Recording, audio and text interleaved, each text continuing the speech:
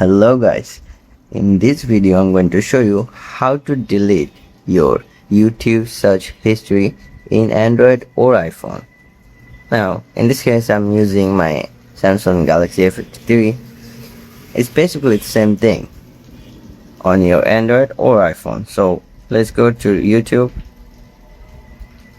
Now at the very bottom corner right side you can see you, click on it. At the top right corner you can see settings logo, click on that. Now search for manage all history, click on it.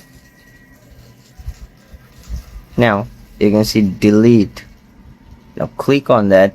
Now you have to choose. Okay, now if you click on delete all time, and if you click delete right side down below, it will delete your every YouTube search history in your Android or iPhone.